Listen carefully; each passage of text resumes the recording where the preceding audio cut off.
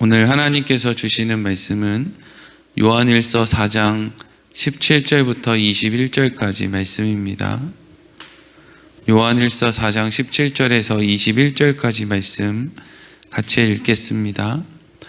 이로써 사랑이 우리에게 온전히 이루어진 것은 우리로 심판날에 담대함을 가지게 하려 함이니 주께서 그러하심과 같이 우리도 이 세상에서 그러하니라. 사랑 안에 두려움이 없고 온전한 사랑이 두려움을 내쫓나니 두려움에는 형벌이 있음이라. 두려워하는 자는 사랑 안에서 온전히 이루지 못하느니라. 우리가 사랑함은 그가 먼저 우리를 사랑하셨음이라. 누구든지 하나님을 사랑하노라 하고 그 형제를 미워하면 이는 거짓말하는 자니 보는 바 그 형제를 사랑하지 아니하는 자는 보지 못하는 바 하나님을 사랑할 수 없느니라. 우리가 이 계명을 주께 받았나니 하나님을 사랑하는 자는 또한 그 형제를 사랑할지니라. 아멘. 오늘은 그 형제를 사랑할지니라 하는 제목으로 말씀을 나누도록 하겠습니다. 이 세상을 살아가는 대부분의 사람들은 신이 어디 있어? 라고 이야기를 하거나 아니면 신이 있더라도 세상을 창조한 이후에 다시는 등장하지 않는, 이 세상에 관여하지 않는 그런 존재야 라고 생각을 합니다. 그들이 그렇게 할 수밖에 없는 이유는 하나님이 그러한 사람들에게 하나님을 드러내지 않기 때문입니다. 하나님이 하나님을 드러내지 않을 때 하나님을 발견할 수 있는 사람은 없습니다. 그리고 하나님이 하나님을 드러낼 때 하나님의 살아계심을 부정할 수 있는 사람도 없는 것이죠. 하나님께서는 어떤 사람들에게는 하나님을 나타내시는데 하나님은 어떤 방법으로 하나님을 나타내시느냐? 하나님이 사랑이시기 때문에 사랑의 방법으로 하나님을 나타내시는 거죠. 그런데 어떤 사람들은 이렇게 얘기하면 하나님이 무슨 사랑이야? 하나님은 내가 기도하는 거 하나도 안 들어주셨는데 난 예수 믿고 힘들고 어렵기만 했는데 뭐 하나님이 사랑이야? 이렇게 이야기할 수도 있는데 구약 성경으로부터 예수님이 오시기까지 모든 성경의 기록을 통해서 하나님의 사랑은 어떻게 드러났느냐 하면 예수 그리스도를 통해서 드러나는 것이 하나님의 사랑입니다. 그러니까 하나님의 사랑은 단순히 하나님에게 뭘 내놓으라고 하면 내놓고 내놓지 말라고 하면 내놓지 않는 그런 사랑이 아니라 예수 그리스도를 통해서 아버지의 사랑, 온전한 나보다 나를 더 사랑하는 부모님의 사랑, 예수 그리스도를 통해서 드러난 사랑이다 하는 것을 알 수 있는 것이죠. 그래서 로마서 5장 8절을 보면 사도 바울이 이렇게 기록하고 있습니다.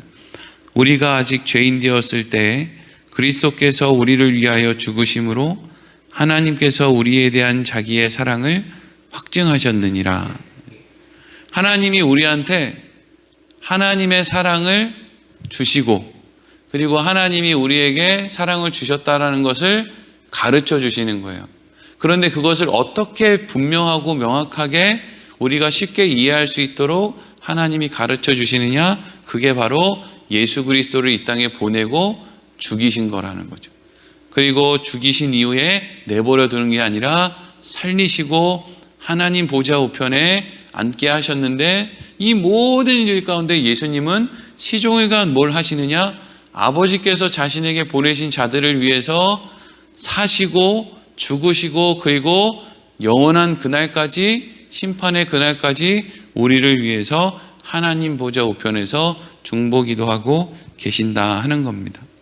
그래서 신이 있는지 부정하는 사람들, 또 신이 있어도 이 세상에 관여하지 않는다고 하는 사람들, 이러한 사람들은 뭐 말할 것도 없지만 어떤 사람들, 하나님의 은혜를 입어서 하나님이 나를 사랑한다, 예수 그리스도를 통해서 우리는 하나님의 사랑이 어떤 것인지를 안다라고 고백할 수 있는 대다수의 사람이 아닌 극소수의 사람들은, 그래서 이러한 하나님의 사랑을 알게 되었을 때 어떠한 일이 일어나게 되느냐? 그것이 두 가지죠.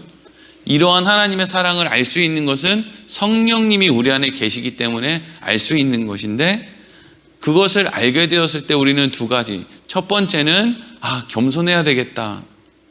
난 자격 없는데, 하나님이 다른 사람은 신을 발견하지 못하는데 나는 신을 발견할 수 있도록 내가 무슨 눈이 시력이 좋고 귀가 열리고 이런 것도 아닌데, 나 저 사람들이랑 다를 바도 없는데 하나님이 나한테 예수 그리스도를 통해서 하나님의 사랑이 어떤 것인지를 알게 하셨네. 나 자격 없는데, 그러니까 나 겸손해야지 라고 하는 것과, 그리고 또 하나는 겸손한 사람들만 얻을 수 있는, 와, 하나님의 사랑이 어쨌든 나를 살렸다. 난 자격은 없지만 어쨌든 하나님의 사랑을 내가 그래서 받아야 된다라고 하는 이 하나님으로부터 오는 그 사랑, 자격은 없지만 하나님의 그 큰 사랑을 알게 될 때 이 사람은 무슨 생각이 드느냐? 심판 앞에 섰을 때에도 담대함을 가질 수 있다 하는 거죠. 우리는 우리 안에서 자격을 자꾸 찾으면 불안한 거예요. 여러분들 몇 명을 전도하면 천국 앞에서, 심판 앞에서 자유할 수 있겠습니까? 하루에 몇 시간을 기도하고 하루에 얼마나 많은 사람들을 봉사하고 도와야 하나님 앞에 우리의 모습이 당당해질 수 있겠습니까? 그런데 우리가 하나님 앞에 담대함을 얻을 수 있는 이유는 우리가 무엇을 했기 때문이 아니라 오히려 우리가 자격이 없고 자격 없는 사람에게 하나님이 큰 사랑을 베풀어 주셨고, 그렇기 때문에 자격 없는 나에게 베풀어 주신 하나님의 그 큰 사랑을 알 때 우리는 심판 앞에서도 담대할 수 있고, 심판 앞에서만 담대하고 이 땅에서 살 때는 맨날 그냥 소심하게 사느냐, 그게 아니라 심판 앞에서 자유하고 담대할 수 있다는 이야기는 그 이전까지 이 땅에서의 삶도 마땅히 자유롭고 담대할 수 있다. 하나님의 사랑을 알기 때문에 우리는 늘 겸손과 또 하나님 앞에 두려움 없는, 세상 앞에 담대하고 염려하지 않는 자유로운 마음을 가질 수 있다 하는 것이죠. 그래서 이제 오늘 말씀은 그렇기 때문에 이렇게 하나님이 주신 은혜 가운데 하나님의 사랑을 알아서 담대한 마음을 갖게 된 사람들, 이런 사람들은 이제 어디로 향하게 되느냐, 이걸 설명하고 있어요. 이게 20절과 21절이에요. 같이 읽어보겠습니다. 시작. 누구든지 하나님을 사랑하노라 하고 그 형제를 미워하면 이는 거짓말하는 자니, 보는 바 그 형제를 사랑하지 아니하는 자는 보지 못하는 바 하나님을 사랑할 수 없느니라. 우리가 이 계명을 주께 받았나니 하나님을 사랑하는 자는 또한 그 형제를 사랑할지니라. 아멘. 20절 말씀이 이렇게 시작하죠. 누구든지 하나님을 사랑하노라 하고, 그러니까 말로는 나 하나님 사랑해요, 여러분 저는 하나님을 사랑합니다 라고 말을 한다는 거예요. 그런데 그 형제를 미워하면 이리로 가죠. 그러니까 이것은 누군가가 하나님을 사랑한다고 이야기를 하고 이웃을 사랑하지 않으면 여기로 가고 있는 게 아니라 하나님을 사랑한다고 얘기해놓고 누군가를 미워한다는 거예요. 그러니까 누구를 사랑한다라는 것은 아주 적극적인 의미잖아요. 그러니까 누구를 하나님 사랑한다라고 해놓고 왜 너는 다른 사람을 안 사랑해? 여기로 가고 있는 걸 얘기하는 게 아니라 하나님 사랑한다고 이야기하면서 왜 너는 다른 사람을 미워해? 여기로 가는 거죠. 그러니까 난 사랑하지 못하는데 이것보다 더 큰 거예요. 미워하고 있는 거니까. 그럼 왜 여러분 사람들이 사람을 미워하게 됩니까? 먼저는 왜 우리가 다른 사람을 하나님 사랑한다 그러고 자격 없는 내가 하나님으로부터 좋은 선물을 받았다라고, 감사하다고, 은혜라고, 구원받았다고 이렇게 이야기하면서 왜 우리는 이웃을 사랑하지 못하느냐, 그리고 심지어는 그 이웃을 미워하게 되느냐. 이 중심에는 우리 안에 무엇이 있기 때문이냐? 두려움이 있기 때문이라는 거예요. 그러니까 하나님의 사랑을 아는 사람, 그래서 그걸 통해서 우리 안에 심판 앞에서 담대함을 얻는 사람, 그리고 이 땅에서 살아갈 때에도 나와 늘 함께 하시는, 이미 자격 없는 나에게 찾아오셔서 사랑을 베풀어 주시고 그리고 자격 없는 나와 늘 함께 해주시는 하나님이심을 아는 사람들은 담대하게 사는데, 그렇지 못한 사람들은 하나님의 사랑이 뭐고 하나님이 늘 나와 함께 하는 것이 무엇인지를 모르는 사람들은 하나님 앞에서 늘 담대한 마음을 가질 수가 없으니까 그 안에 무슨 마음이 있느냐? 두려운 마음이 있다라는 거예요. 아담과 하와가 에덴 동산에서 선악과 따먹고 저기 어디 숨어 있을 때 하나님이 아담아 이러면서 이제 찾아오셨잖아요. 그때 왜 아담은 하나님이 만들어준 여자 때문에 내가 그랬습니다. 또 하와는 저기 저 뱀 때문에 그랬습니다. 왜 그렇게 다른 사람을 미워하면서 그 사람들을 정죄하고 책임을 돌렸습니까? 핵심은 뭐냐 하면 두려웠기 때문이죠. 하나님이 아담의 잘못을 책망하고 막 하와의 잘못을 책망하고 막 이런 것이 두려우니까 막 누군가에게 죄를 떠넘기고 막 거짓말을 하고 그리고 그 안에 미움이 생겨나는 거예요. 여러분, 왜 우리가 이웃 사랑하는 거, 주위에 있는 사람들을 심지어 미워하기까지 하는 거, 이 안에 무슨 마음이 우리 안에 있느냐 하면 두려움이 있다라는 거예요. 여러분, 왜 우리는 이렇게 대한민국이 이렇게 옛날보다 잘 살아졌다고 그러면서 왜 우리는 옛날보다 더 선교를 못합니까? 너무 먹고 사는 게 편안해진 사람들은 옛날에는 아유 이거 있어도 재래식 화장실에 이거 있어도 끼니 걱정하는 거 뭐 이런 수준에 살았는데 요즘 사람들은 아 나 이거 있으면 조금 더 있으면 좀 더 편해지는데 이 그 욕심, 그래서 조금 없으면 불편해지는 것에 대한 두려움이 훨씬 더 커서 옛날보다 지금이 훨씬 더 많은 사람들이 많은 걸 벌고 있는데 훨씬 더 많은 사람들이 불평하고 훨씬 더 많은 사람들이 걱정하고 선교는 더 안 하고 더 봉사도 안 하고 전부 뭐 교회들은 교회들대로 막 더 그냥 위축되어 있고 이렇다는 거죠. 이게 너무 웃긴 거예요. 옛날에 먹고 사는 거 힘들어서 막 토요일까지도 일해야 됐을 때는 그래도 주일날 어쨌든지 간에 시간 내서 교회 나왔는데 지금은 주 5일 근무고 얼마든지 토요일날 놀러 다닐 수 있는데도 오히려 토요일날 놀러 가서 휴일까지 있다 온단 말이죠. 그러니까 교회에 모이는 사람이 더 없죠. 왜 이런 일들이 왜 자꾸 일어나는 거예요? 점점 사람들 안에 잘 살기는 더 잘 산다고 이야기하는데 두려움은 더 커지는 거예요. 그래서 요만큼이라도 불편해지면 혹시라도 그 불편함이 나의 이 편안함을 유지하는 데 방해가 될까 봐 그게 그렇게 두려운 거죠. 그래서 요즘엔 사람들이 입만 열면 불평인 거예요. 그렇게 옛날 생각하면 옛날에 배고플 때 생각하면 지금은 뭐 얼마나 잘 사는지 모른다고 그렇게 맨날 입만 열면 이야기하는데 그건 또 금방 닦아먹고 또 계속 불평만 하는 거예요. 이렇게 잘 살고 있는데 말이죠. 그러면 어떤 사람이 사랑할 수 있습니까? 하나님의 사랑을 아는 사람, 하나님이 어떤 분이신지를 아는 사람, 예수 그리스도를 통해서 임마누엘의 의미가 무엇인지를 아는 사람, 그 사람 안에는 뭐가 없어요? 두려움이 없어요. 왜요? 사랑이 그 안에 가득하거든요. 사랑이 그 안에, 하나님의 사랑이 가득한 사람은 세상 일로 걱정 안 합니다. 할 필요가 없죠. 하나님의 사랑으로 가득한 사람은요, 오늘 내가 무엇을 먹을까? 별로 걱정할 게 없습니다. 하나님이 나를 사랑하는데, 전능하신 그 하나님이 내 아버지인데 밥을 굶겠나? 이 나라가 망하겠나? 하나님의 뜻이 있는데 이 세상이 무슨 뭐 제3차 대전이 일어나서 뭐 핵무기 때문에 다 폭삭 주지 않겠나? 하나님의 사랑 안에 있는 사람은 그런 거 걱정 안 해요. 하나님 사랑 밖에 있는 사람들이 그런 게 걱정이 되는 거예요. 짐승의 칩을 받으면 멸망할 텐데 나 죽으면 어떡하지? 이건 마치 아버지가 나 굶겨 죽이면 어떡하지? 이거랑 똑같은 그런 두려움이에요. 아니, 하나님이 나를 위해서 아들 예수를 십자가에 못 박았는데 내가 짐승의 표를 받겠다고 어디 가가지고 얼렁뚱땅 거리면 하나님이 나를 아들 예수를 죽여서 나를 살려냈는데 그런 나를 그대로 그래 너 짐승의 표 맞고 너 괘씸한 놈, 너 짐승의 표 받고 죽어라 이런단 말이에요. 우리의 결정과 선택에 모든 걸 맡기고 너 그런 선택했으니까 너 죽어도 돼 이런다고요? 그럴 거면 뭐 한다고 예수님을 십자가에 못 박아 죽입니까? 절대 안 떨어진다는 그게 여러분 임마누엘 아닙니까? 절대 안 버린다, 절대 안 떨어진다. 그래서 예수님이 십자가 지기 전에 가장 마지막으로 한 게 뭐예요? 너희는 내 피와 내 살을 먹어야 된다 이거죠. 이미 먹었다, 뱉어낼 수 없다, 토해낼 수 없다, 너와 나는 하나다 이거거든요. 이게 성찬 아닙니까? 그걸 알 때 우리 안에 두려움이 사라진다는 거예요. 그리고 우리 안에 두려움이 사라질 때 그래야 비로소 무엇이 우리 안에 일어나게 되느냐?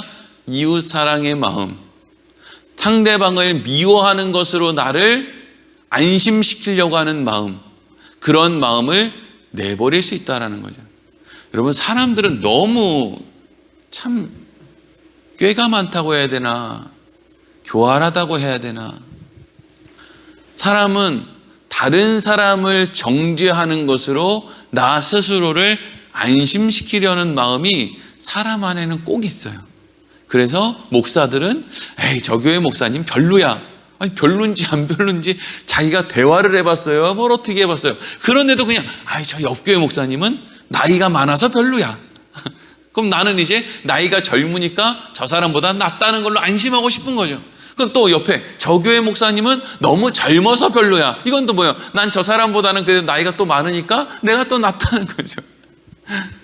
나 말고는 나은 사람이 없는 거예요. 어디 가나 그런 거예요. 어디 가나. 하나님의 사랑이 있는 사람이 그렇게 하지 않을 수 있다는 거죠. 자, 예수님이 이런 말씀을 하세요.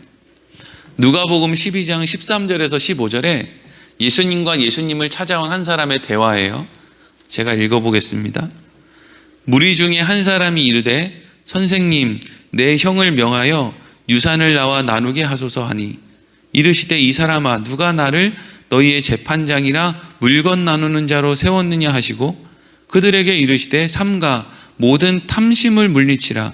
사람의 생명이 그 소유에 넉넉한 데 있지 아니하니라 하시고 아멘. 아마 예수님께 찾아왔던 사람은 우리가 짐작해 볼 수 있는 것 가운데 하나는 뭐냐 하면 장남은 아니었던 것 같아요. 그렇죠? 차남이나 됐겠죠. 어쨌든 형이 유산을 다 갖고 갔으니까 이 사람은 장남은 아니었을 것이고, 또 하나는 이 사람은 지금 예수님이 놀라운 능력을 행하신다, 예수님이 어떠한 말씀을 하신다라고 하는 사전 이해가 있는 사람이죠. 그러니까 이 문제를 가지고 굳이 청년 예수를 찾아간 것 아니겠습니까? 무슨 예수님이 재판장도 아니고 관리도 아니고 종교 지도자도 아닌데 이 사람이 왜 예수님을 찾아갔겠어요? 뭔가 예수님에게 남다른 특별한 어떤 놀라운 어떤 것이 있다라고 생각하니까 예수님을 찾아간 거 아니겠어요? 그런데 그 사람이 예수님을 찾아가서 무슨 이야기를 했다는 거예요? 우리 형이, 예를 들면 보통은 형이 두 몫을 갖고 동생이 나머지를 이제 가져서, 예를 들어서 형제가 둘이면 재산을 3등분해서 형이 3분의 1을 갖고 동생이 이제 3분의 1을 갖고, 형제가 뭐 3명이면 그렇지 뭐 또 그렇게 해서 형이 두 몫을 갖고 나머지가 하나하나 이렇게 받고 이렇게 해야 되는데 이놈이 형이 그 몫을 다 가져갔다는 거예요. 그러니까 여러분, 이 형은 누가 봐도 정의를, 하나님의 어떤 말씀, 이 사람들이 지켜둔 율법, 이런 어떤 것을 어긴 거예요. 다른 말로 하면 법을 어겼죠. 누가 법을 어겼어요? 형이 법을 어겼어요. 그러니까 이 동생이 화가 나는 거예요. 왜? 형이 법을 어기지 않았으면 내가 마땅한 재산을 받을 수 있을 텐데. 그러니까 어떤 세상의 논리로 따지면 이 예수님을 찾아온 사람의 말이 틀리지 않은 거예요. 그러니까 어떤 기준으로는 예수님이 그 형을 찾아가서 야, 너 그렇게 하면 안 되지. 너가 두 몫을 갖더라도 동생한테도 일부를 남겨줘야지. 꽝꽝꽝. 이렇게 하는 게 마땅한 것처럼 생각을 해서 이 사람이 예수님을 찾아왔다라는 거예요.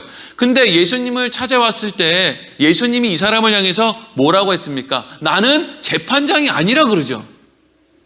여러분, 예수님이 이 땅에 재판관으로 왔으면요, 예수님을 찾아 나온 이 동생도 네가 나한테 뭘 지금 나눠달라고 할 자격이 있냐? 네가 나한테 감히 나올 자격이 있냐? 아마 예수님은 그렇게 얘기할 거예요. 누가 하나님 앞에 감히 나설 자격이 있냐? 우리가 날마다 기도하면서 무슨 뭐 나라를 위해 기도하고 조창 기도회를 하고 막 대단한 마음으로 막 무슨 뭐 막 금식하며 기도하죠. 근데 여러분, 그때 만약에 하나님이 우리를 향해서 우리가 기도하는 것처럼 뭐 나라가 이 모양이라서 기분이 안 좋아? 무슨 뭐 이웃이 형제가 이래서는 기분이 나빠? 그러면 너는 네 자격으로 지금 내 앞에 나왔냐? 만약에 하나님이 재판장으로 서 있으면 우리한테 그렇게 말씀하실 거라는 거죠. 예수님이 재판장으로 있으면 예수님 앞에 나왔던 그 동생에게도 너 자격 없는데 어디 감히 네가 여길 나오냐? 이렇게 나왔을 거예요. 그런데 예수님께서는 이 땅에 오실 때 심판하러 오신 게 아니라 구원하러 오셨다고요. 구원자로 오셨다고요. 구원의 소망으로, 구원의 유일한 방법으로 이 땅에 오셨죠. 그래서 그걸 드러내기 위해서 병도 고쳐주고 말씀도 하고 귀신 들린 사람도 고쳐주고 뭐 이렇게 하신 거예요. 먹여도 주고 이렇게 한 거거든요. 먹여주려고, 입혀주려고, 이 땅에 병 고쳐주려고 이 땅에 온 거잖아요. 구원의 방법으로 이 땅에 왔다고요. 그런데 문제는 뭐냐 하면 이 동생이 예수님 앞에 나왔을 때 그 마음에 뭐가 있다고 예수님이 말씀하시느냐? 탐심이 있다는 거예요. 탐심. 그래서 사람 안에 있는 그 탐심이, 그 욕심이 눈앞에 구원의 길, 구원의 유일한 방법, 하나님이 이 땅에 보내신 하나님의 완전하신 사랑의 결정체, 예수님이 내 앞에 있는데 그 예수님 앞에 나가서 이 사람이 무슨 얘기를 했다고요? 이 땅에 오신 하나님의 아들 구원자, 내가 어떻게 해야 구원을 얻을 수 있겠습니까? 이리로 간 게 아니라 돈 나눠주게 해주세요. 돈 나눠주게. 이리로 갔다는 거죠. 그러면 이 사람은 도대체 왜 이 안에 있는 그 탐심을 예수님 앞에 드러낼 수밖에 없었겠습니까? 이 사람 안에 있는 탐심이라는 것이 반드시 두려움을 만들기 때문에 그래요. 그래서 사람은 돈을 암만 많이 벌어도 두려워서 돈을 못 쓰거나 아니면 돈을 더 벌려고 애를 쓰거나 그러다 그냥 죽는 거예요. 창고를 더 크게 짓자. 더 많은 창고를 짓자. 그래서 더 많이 쌓아두자. 왜 그런 짓을 해요? 창고 하나만 있어도 죽을 때까지 먹고 살 거고 편안하게 살면 되고 도우면서 살면 되고, 여러분 사람들을 도우면 도움을 받는 사람이 나를 또 얼마나 사랑해 줍니까? 그런데 그걸 못하는 거예요. 왜? 그 안에 있는 탐심, 또 그 안에 있는 탐심이 만들어낸 그 두려움이 우리로 하여금 누군가를 도울 수 있음에도 불구하고 도울 수 있는 자리로 가지 못하고 오히려 더 움켜쥐고 쌓는 자리로 가는 거예요. 언제까지요? 영원히. 그래서 그렇게 사망으로 가는 거예요. 근데 하나님의 사랑을 아는 사람들은 그 안에 하나님의 사랑이 우리 안에 있는 탐심을 가득 채운 거예요. 이사야서 말씀을 보면 우리의 마음이 터진 웅덩이 같다 그러잖아요. 터진 웅덩이 같은 마음이 바로 탐심, 욕심을 갖고 있는 우리의 마음이에요. 이걸 뭐가 채울 수 있어요? 세상 걸로는 못 채워요. 수백억, 수천억, 수조 원을 통장에 넣고 있어도 그거 우리 마음 못 채운다고요. 그렇게 돈을 많이 가지면 이제 무슨 생각이 이어지는지 아십니까? 영생하고 싶다. 이제 이리로 가요. 그러다가 영생하고 싶다. 사람들 앞에서 자랑하고 싶다. 갑질하고 싶다. 그러다가 어느 순간이 되면 허무하다. 이리로 가요. 인간들의 생각은 절대로 하나님에게로, 구원으로, 영생으로 못 가요. 그런데 그 터진 웅덩이에 무엇이 채워지느냐? 하나님의 사랑, 완전하시고 전능하시고 무한대, 이거는 어떤 가치로, 어떤 기준으로 채울 수 없는 그 하나님의 사랑이 우리 안에 들어올 때 터진 웅덩이가, 아무리 터진 웅덩이가 넓어서 계속 터져나가도 그것보다 더 많이 계속 쏟아 부어지면 가득 차 있잖아요. 밑 빠진 독에 암만 물을 부어도 새면 밑 빠진 독에 있는 구멍보다 들어가는 물의 양이 많으면 계속 충만한 거 아닙니까? 그러니까 지금 사도 요한은 뭘 이야기하고 있는 거예요? 하나님의 사랑을 아는 사람. 그래서 우리가 인지하든 인지하지 못하든 늘 우리를 위해 중보기도하고 계신 예수님, 하나님이 나를 살리신 것, 예수님이 죽으신 것, 이 모든 것들이 하나님이 우리 인생에 관여하시고 나의 인생에 이 모든 좋은 것을 이미 주셨고, 그리고 심판날까지도 계속 이걸 주실 것이라는 것을 날마다 생각하고 이걸 외면하지 않고, 그래서 미혹으로부터 자유롭고 날마다 이 길 위에 서 있는 사람은 자연스럽게 어디를 향해 가게 되느냐? 이웃 사랑으로, 형제를 굳이 미워하지 않아도 배부른 그 상황으로 우리가 나아가게 된다 하는 거죠.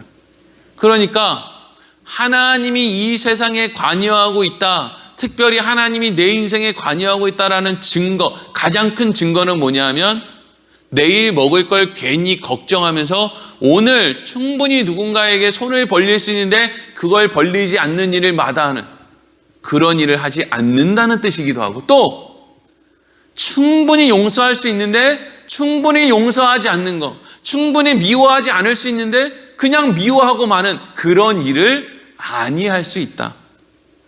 그걸 통해서 우리는 하나님이 나와 함께 하시는구나, 그 큰 사랑을 나에게 쏟아부어주고 계시는구나 라는 것을 우리가 알게 된다. 하는 이야기를 하고 있는 것이죠. 예수님이 이런 말씀을 하세요. 사람의 생명은 소유의 넉넉함이 있는 것이 아니다. 사람의 생명은 어디 있을까요? 사람의 생명은 하나님의 사랑 안에 있다. 하나님, 사랑, 그 본체이신 하나님이 그 본체이신 사랑으로 우리 안에 들어올 때, 그때 우리는 사랑할 수 있고 생명이 넉넉해진다 하는 이야기를 하고 있는 것이죠. 그럼 오늘날 많은 사람들이 아주 걱정이 태산이에요. 그리스도인들도 걱정이 태산이고요. 어떤 사람들은 너무 걱정이 태산이라서 밤에 잠을 못 자요. 피켓을 들고 짐승표 받으러 다니지 마세요.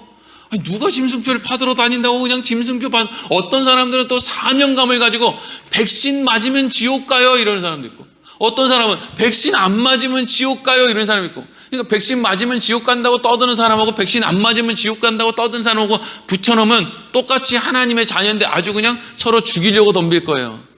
사람들은 하여튼 그러니까. 근데 그 사람들은 다 지금 뭐 안에 있는 거예요? 두려움 가운데 있는 거예요.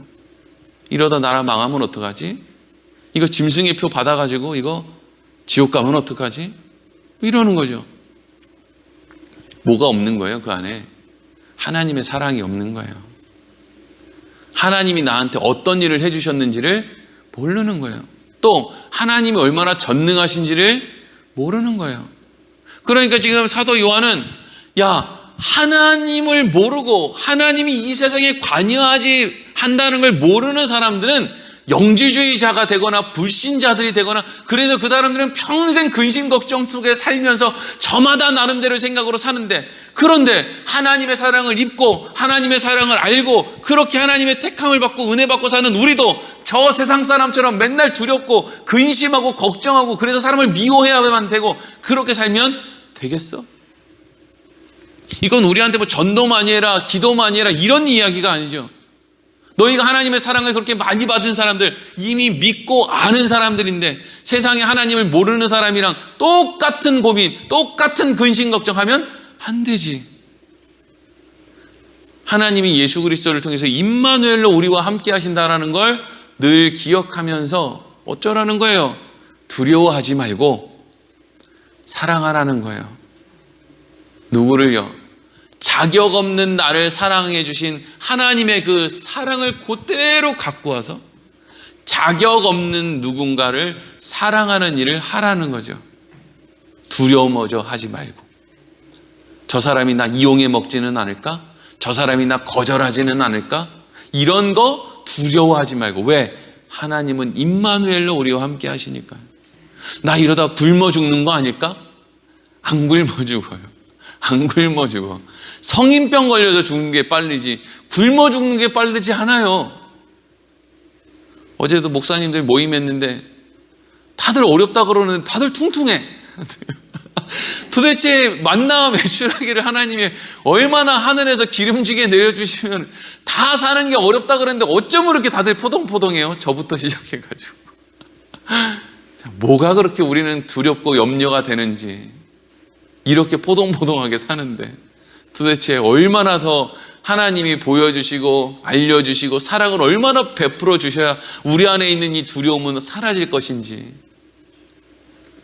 그런데 중요한 건 하나님이 어느 날 갑자기 우리가 예수 믿는다고 해서 우리 안에 있는 두려움을 싹 사라지게 만드는, 그래서 그냥 모든 것을 완벽하게 한 다음에 이제 알았지 천국 가자 이렇게 안 한다는 거죠. 하나님은 우리에게 믿음을 주시고 그 이후에 인생을 살게 만드신다고요. 그리고 우리의 인생을 통해서 계속 설득하시는 거예요. 걱정할 필요 없지. 살아보니까 걱정할 필요 없지. 아브라함아, 애굽의 왕 바로 앞에서도 네 아내를 동생이라고 그렇게 감출 필요가 없지. 내가 바로 왕의 침실에서도 역사하는 하나님이지. 맞지? 그러니까 너 두려워할 필요 없지. 그러니까 너 얼마든지 사랑할 수 있지. 너 제사장 나라의 제사장 국가의 일원이 될 수 있지. 이걸 하나님이 우리 인생을 통해서 설득한다고요. 야, 너 목사 됐는데 네 목사 되고 개척에서부터 지금까지 네 힘으로 한 거 하나도 없지. 다 하나님의 은혜로 여기까지 왔지. 이제까지 그렇게 했으면 이제 두려워하지 마. 앞으로 교인들 다 도망가면 어떡하지? 나는 다 외톨이 되고 나 결국에는 그냥 나중에 무슨 장사라도 하고 이러면 어떡하지? 이런 두려워하는 마음으로 움켜잡지 말라는 거예요. 오히려 여러분 오늘날 교회들이 다 그런 마음으로 움켜잡고 막 이러니까 더 세상 앞에서 할 말이 없는 거잖아요. 하나님의 사랑을 날마다 우리 마음 가운데 새기고 그 사랑이 날마다 우리 안에서 자라서 더 이상 째째하게 세상 앞에서 두려움 때문에 쩔쩔매지 말고 누군가를 하나님의 사랑을 받은 사람이 누군가를 미워하지 말고 그것으로 자기의 마음을 조금이라도 편안하게 하려고 하지 말고 늘 하나님 임마누엘로 나와 함께 하신다라는 거 늘 기억하면서 하나님 사랑을 이웃 사랑으로 그래서 하나님의 살아계심을 드러내는 우리들의 삶이 되기를 소망합니다. 기도하겠습니다.